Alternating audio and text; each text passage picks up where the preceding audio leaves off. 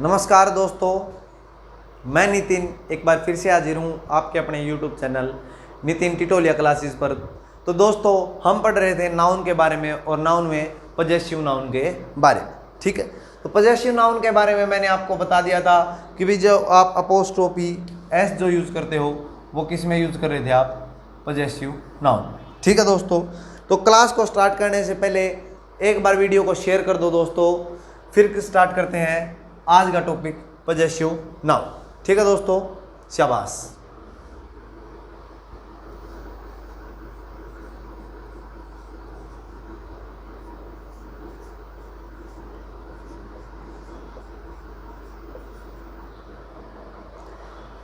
कल जो हमने पढ़ा था वो लिविंग और नॉन लिविंग के बारे में पढ़ा था। ठीक है दोस्तों, और लिविंग और नॉन लिविंग में क्या पढ़ा था दोस्तों?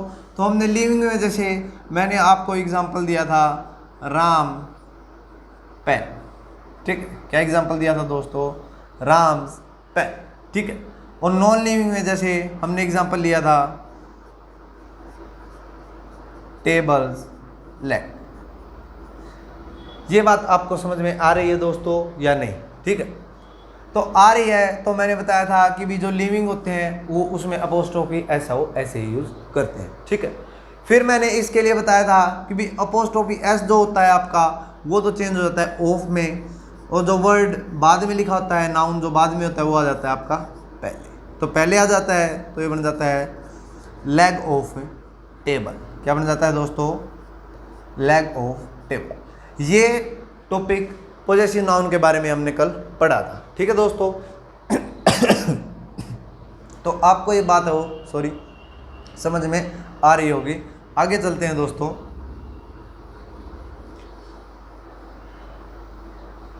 आपने अपोस्ट्रोफी एस है जो बुक में पढ़ा होगा वो कुछ इस तरीके से भी पढ़ा होगा कि भी जो टाइम हो नाउन के साथ अपोस्ट्रोफी एस का यूज़ करते हैं आप। ठीक है, प्लेस के साथ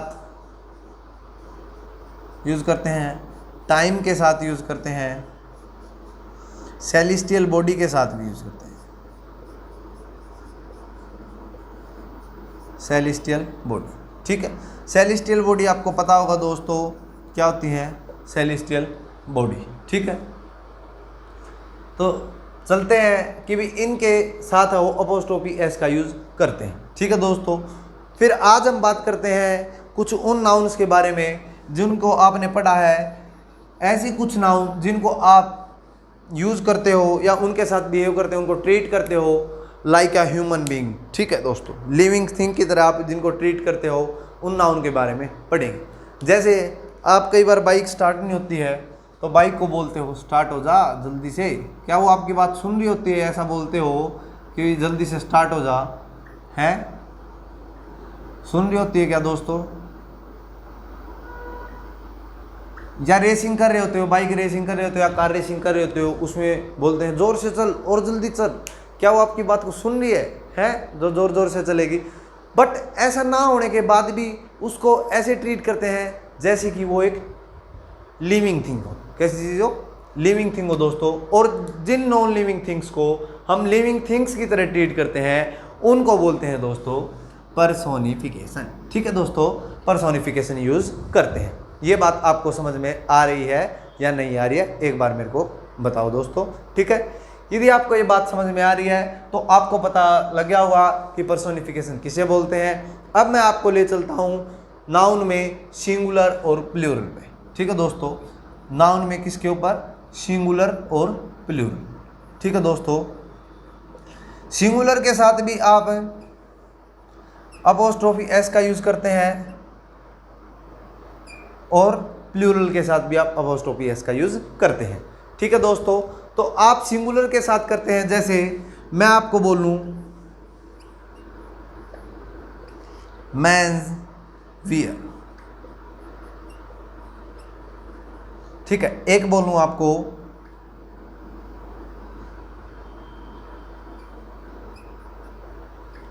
मेंस वियर।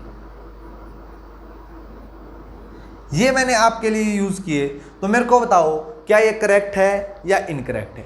ठीक है, तो आप देखेंगे दोस्तों कि भी जो ये वाला है मैन, ये आपका क्या है, सिंगुलर के लिए होता है, यूज होता है। किसके लिए यूज होता है दोस्तों, आपका सिंगुलर के लिए यूज होता है। और जो आपका MEN वाला है, ये वाला आपका प्लूरल के लिए यूज होता है दोस्तों, ये बात आपको पता है, ठीक है। शाबाश, ये बात आपको समझ में आ रही होगी। तो एक तो इस टाइप से सिंगुलर का यूज करते हैं, ठीक है।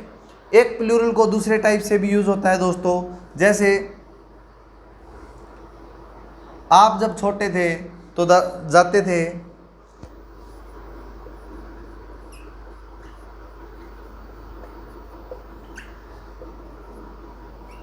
यहाँ पर, क्या लिख दिया मैंने, चिल्ड्रन पार्क, क्या लिख दिया।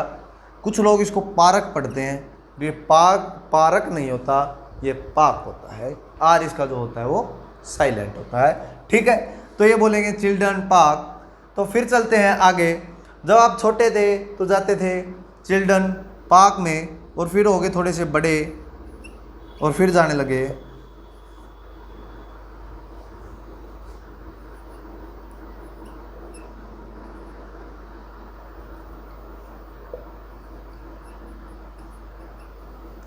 यहाँ, ठीक है। तो अब मेरे को आपको बताना है कि इसमें से जब आप उसके बाहर जाते थे उस स्कूल के या कॉलेज के, तो मेरे को बताओ कौन सा वर्ड उसके बोर्ड पर लिख रखा था।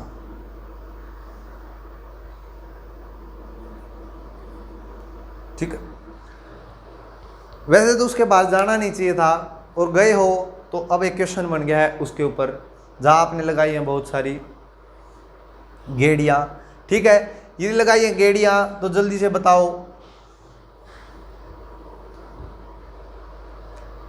कौन से वाला यूज होगा, कौन से वाला करेक्ट है। गर्ल्स के पीछे गर्ल्स लिख के फिर अपोस्ट्रोफी एस या गर्ल्स, ठीक है। तो बताओ जल्दी से दोस्तों, कमेंट करो और बताओ मेरे को कि कौन से वाला करेक्ट है आपका। फिर आगे चलेंगे, इसके बारे में और बातें करेंगे, ठीक है दोस्तों। ऐसे ही आपके लिए लिख देता हूँ मैं कुछ और, ये बताओ तब तक।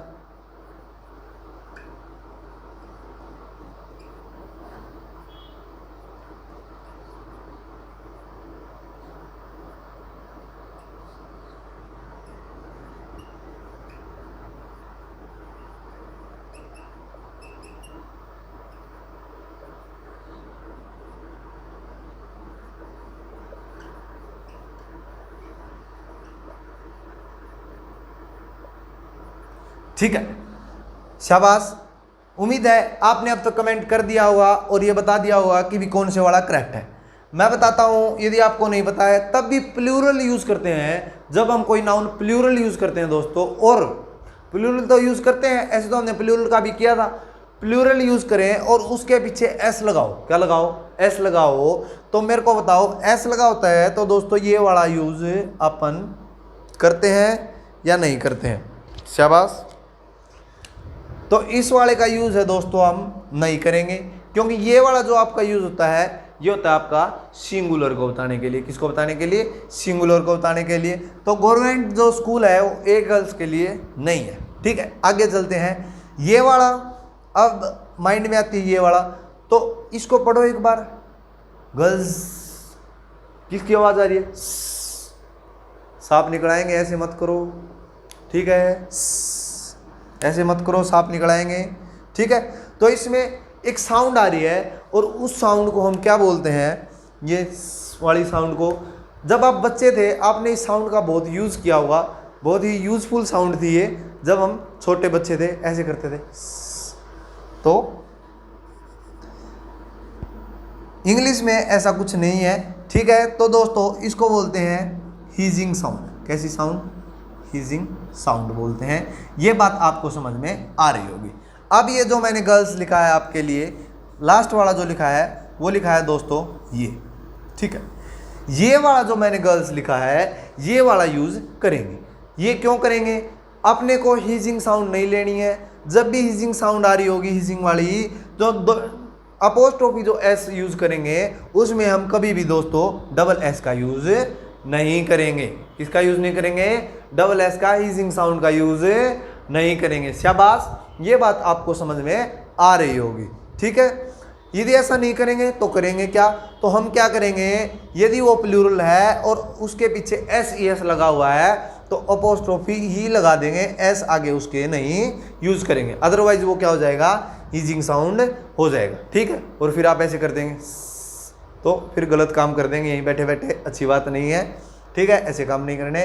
तो गर्ल्स में क्या करेंगे दोस्तों, ऐसे ही यदि ये बॉयज़ होता तो बॉयज़ के लिए भी ऐसे ही यूज़ करते। ठीक है, ये बात आपको समझ में आ रही होगी। अब चलते हैं कैंडिडेट्स के ऊपर। अब मेरे को बताओ कैंडिडेट्स लिस्ट, ये वाला आ गया फिर से आपका, ये कैंडिडेट्स लिस्ट, ये है कैंडिडेट लिस्ट। ठीक है, तो अब आपको बताना है दोस्तों इसमें कि कौन से वाला आपका करेक्ट है। शाबाश, एक बार जल्दी से आंसर देंगे, जल्दी से कमेंट करेंगे दोस्तों, और वीडियो को साथ में शेयर भी कर देंगे। शाबाश, एक बार जल्दी से करो दोस्तों, फिर आगे चलेंगे और इसका आंसर दो। जल्दी से कमेंट करो दोस्तों, फास्ट।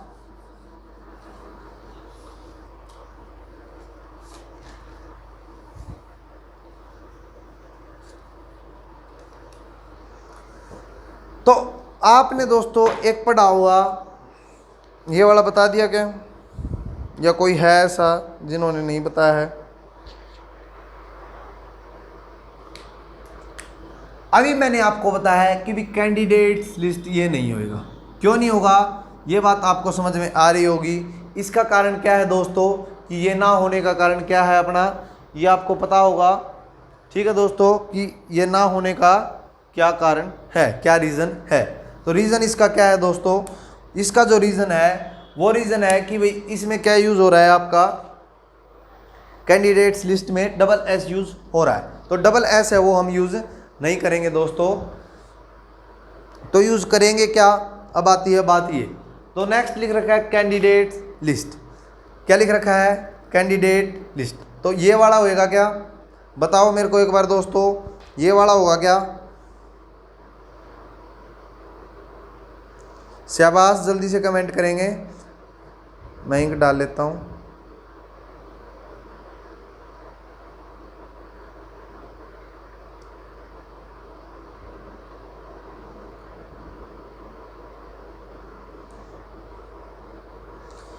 तो अब मेरे को बताओ, क्या जो लिस्ट होती है वो एक ही कैंडिडेट की होती है या उसमें मोर देन वन कैंडिडेट होता है? तो आप बोलेंगे कि भी एक कैंडिडेट की तो नहीं होती, एक कैंडिडेट की नहीं होती, तो ये वाला आपका हो जाएगा इनकरेक्ट, कि लिस्ट जो होती है वो तो मोर देन वन की होती है। तो अब लिख रखा है कैंडिडेट्स लिस्ट, तो ये वाला आपका हो जाएगा करेक्ट। क्या हो जाएगा आपका दोस्तों, करेक्ट हो जाएगा। आपने, अब मैं आपको से बात करता हूँ,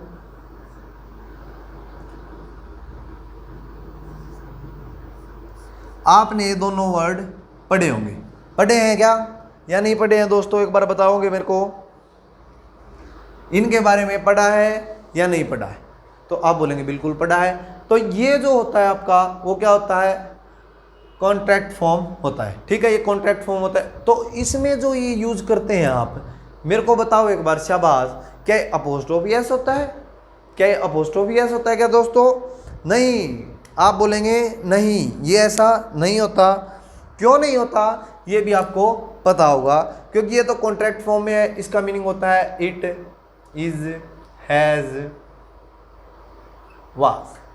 ठीक है, इसका मीनिंग क्या होता है, इज, हैज, वाज, ये इसका मीनिंग होता है। अब ये इट्स वाला है, तो इन दोनों में डिफरेंस है या नहीं?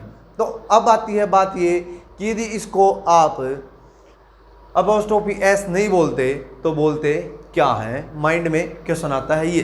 ठीक है, कि कॉन्ट्रैक्टेड फॉर्म में वो यूज होता है। आप इसको, मेरे को लगता है आज तक यही बोलते आए होंगे कि अपोस्ट्रोफी एस, कि इट के ऊपर अपोस्ट्रोफी एस लगाओ।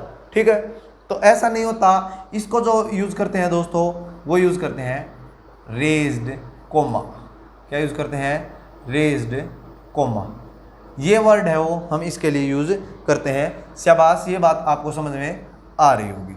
ठीक है, कि भी क्या यूज करते हैं दोस्तों इसके लिए, रेज्ड कोमा है वो हम यूज करते हैं। ऐसा कोई स्टूडेंट जिसको ये बात समझ में नहीं आ रही हो कि भी रेज्ड कोमा यूज करते हैं, यदि आपको ये बात समझ में आ रही है दोस्तों तो अच्छी बात है। ये इट्स का भी यूज हम कई जगह करते हैं, आपको पता होगा दोस्तों इसका यूज, क्योंकि मैंने बेसिक वीडियो में इसके बारे में बता रखा है।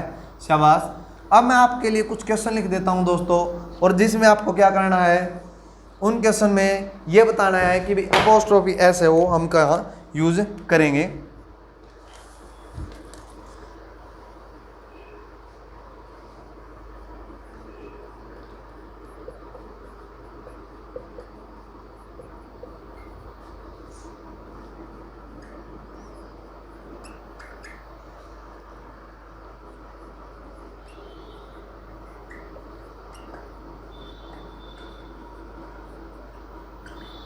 दिख रहा होगा दोस्तों, आई थिंक।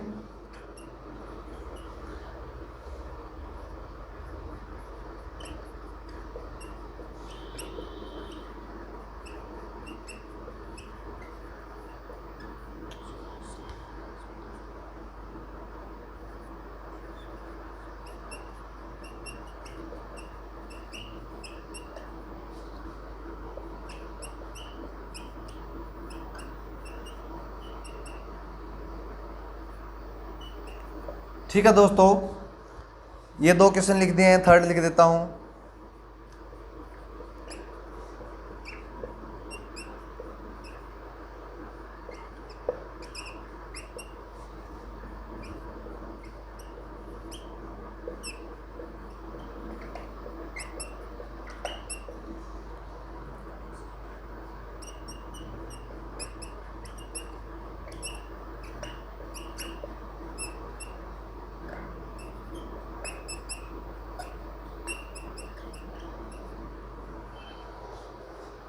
एक लिख देता हूं ऊपर।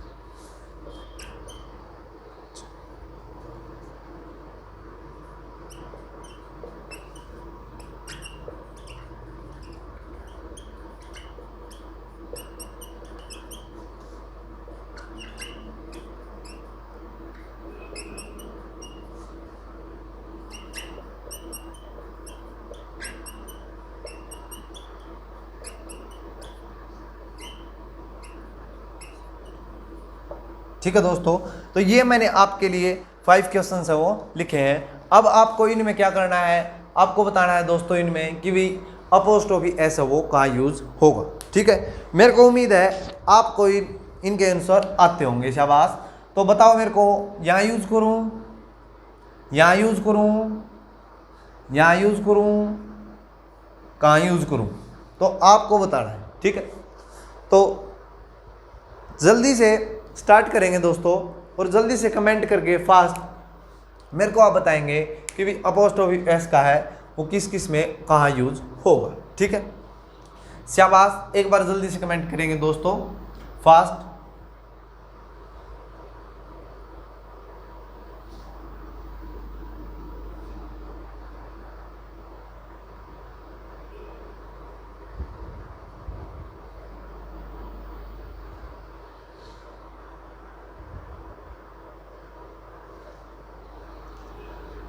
तो मैंने आपको क्या बता रखा है कि भी कहाँ यूज करते हैं इसका, इसके बारे में लगभग मैंने आपको दोस्तों बता रखा है।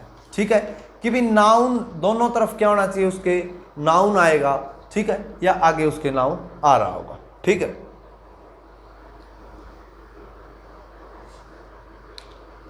तो चलते हैं, फर्स्ट क्वेश्चन से स्टार्ट करते हैं। इसमें लिख रखा है my father's in law. My father के बाद यहाँ यूज करूँ या लाज के बाद यूज करूँ, कार के बाद करूँ, का करूँ। ठीक है,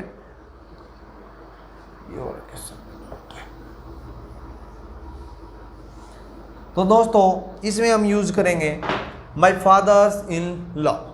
तो क्या बताया मैंने कि आगे भी नाउन होना चाहिए और पीछे भी क्या होना चाहिए, नाउन। तो हम इसमें यूज करेंगे, वो यूज करेंगे यहाँ कि my father in law apostrophe s car was stolen. ठीक है, तो इसमें यहाँ क्यों यूज़ किया, यहाँ क्यों नहीं किया, यहाँ आ रहा है प्रेपोजिशन आ रहा है इसके बाद यूज़ नहीं कर रहे हैं। ठीक है दोस्तों, ऐसा नहीं है कि भी उसके बाद ही आगे क्या आना चाहिए, उसके नाउन आना चाहिए। ठीक है, तो इसमें देखेंगे the chairperson speech was audible. ठीक है, the chairperson speech was audible. तो इसमें जो हम यूज़ करेंगे चेयरपर्सन के लिए यूज़ करेंगे, चेयरपर्सन की स्पीच के लिए कि जो चेयरपर्सन था, chairperson speech is was audible. ठीक है, तो इसमें जो यूज़ करेंगे हम दोस्तों यहाँ करेंगे चेयरपर्सन स्पीच वाज ऑडिएबल। ठीक है, ये बात आपको समझ में आ रही होगी। आगे चलते हैं, the member of the parliament elections will be held.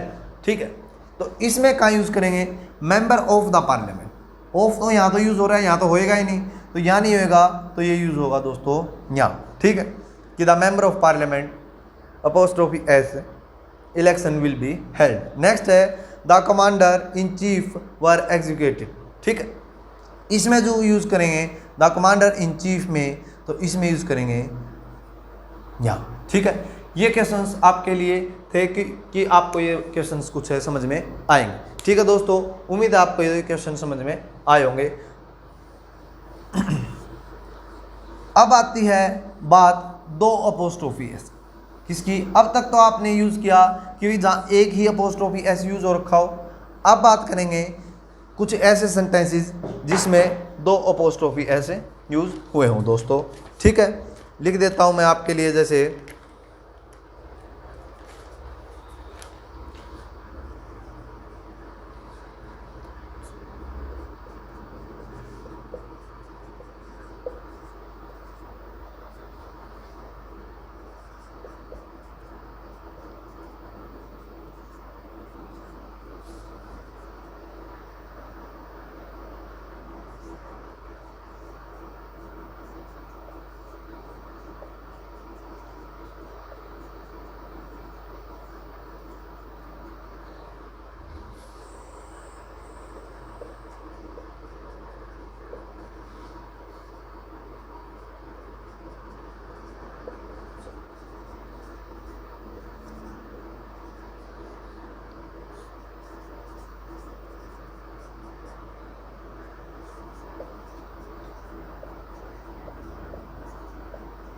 आपके लिए दो क्वेश्चन और लिखे हैं दोस्तों मैंने। My friends wife dog died yesterday और Rakesh neighbours house was burn. अब आगे दो वाले, किस वाले आगे, दो वाले की अपोस्ट्रोफी ऐसे हो कितने यूज़ हो रही हैं, दो यूज़ हो रही हैं। अब आपको बताना है कौन से वाले के साथ यूज़ करूँ। तो अब बताना है कि माई फ्रेंड्स वाइफ डॉग। अब माई फ्रेंड वाइफ लिख रखा है। इससे पहले थोड़ी सी बात कर लेते हैं हम मैथ की। मैथ में हमने पढ़ा है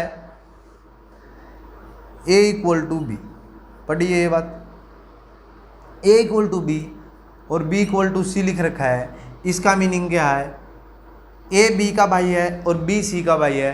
इसका मीनिंग क्या हुआ कि भी a है वो c का भी भाई है। ठीक है, हो सकता है कि भी a c का भाई हो। ठीक है, ये बात आपको समझ में आ रही है, शाबाश, ये बात समझ में आ रही है। तो आगे चलते हैं दोस्तों। तो आपको ये बात समझ में आ रही है a = b, b = c। इसका मीनिंग क्या हुआ कि भी a = c भी हो सकता है। तो ऐसा इसमें है। तो ये क्वेश्चन समझने की कोशिश करो। इसमें क्या लिख रखा है, माई friends wife dog died yesterday. माई friends wife dog died yesterday. तो इसमें क्या है दोस्तों कि जो मेरी फ्रेंड है, जो मेरा फ्रेंड है, उसकी वाइफ है, उसका डॉग है वो मर गया है, या यही मर गई है, या फिर इसमें माई फ्रेंड, या दोनों ही चल बसे हैं, डॉग बचा हुआ है। तो इसका मीनिंग क्या है कि मेरी फ्रेंड है, मेरा फ्रेंड है, उसकी वाइफ है और उसका डॉग को मर गया। तो अब इसको कैसे लिखेंगे, तो आप यूज़ करते हैं नाउन 1, नाउन 2 और पोजेसिव।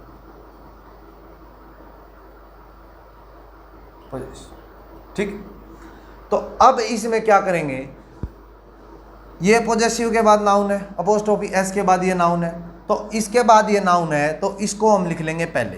तो इसको लिख लेंगे डॉग और अपने को सिर्फ एक ही अपोस्ट्रोफी एस रखना है, एक ही अपोस्ट्रोफी एस रखना है। तो कैसे रखेंगे दोस्तों, एक अपोस्ट्रोफी एस रखेंगे तो कुछ इस तरीके से रखेंगे। डॉग लिख रखा है, इसके बाद लिखेंगे ऑफ। क्या लिखेंगे? Of, dog of. अब लिखेंगे सिर्फ ये वाला अपोस्ट्रोफी एस छोड़ेंगे, फर्स्ट वाला। तो dog of my friend wife,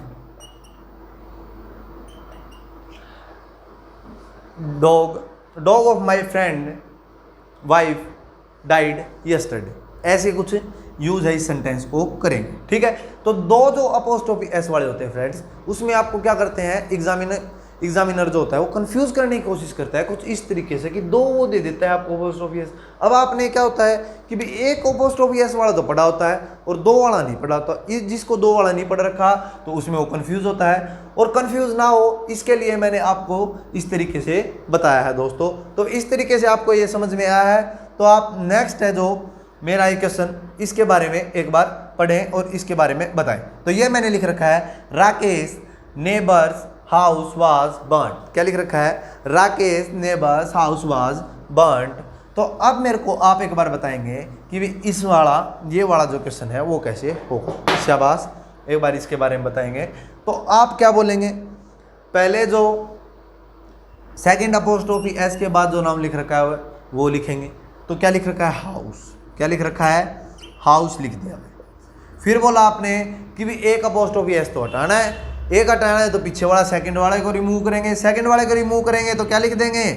of लिख देंगे, हाउस ऑफ। अब लिखेंगे noun first, house of Rakesh. इसका मीनिंग राकेश का घर जल गया क्या? House of Rakesh neighbour.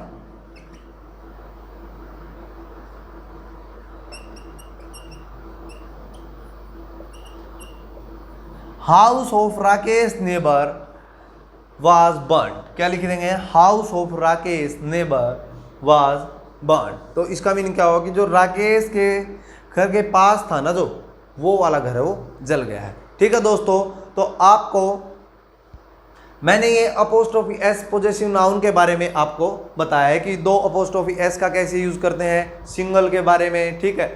जो सिंगुलर और प्लूरल होते हैं दोस्तों अपोस्ट्रोफी एस में, उनके साथ नाउन के साथ कैसे डबल एस हीजिंग वाली साउंड नहीं लेनी है दोस्तों।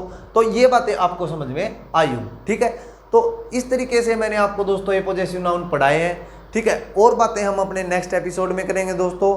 यदि आपको ये मेरी वीडियो पसंद आई है तो वीडियो को लाइक करें दोस्तों, चैनल को सब्सक्राइब करें और वीडियो को शेयर ज़रूर करें दोस्तों। थैंक यू फ्रेंड्स, और बेल आइकन को भी प्रेस करें। Thank you again.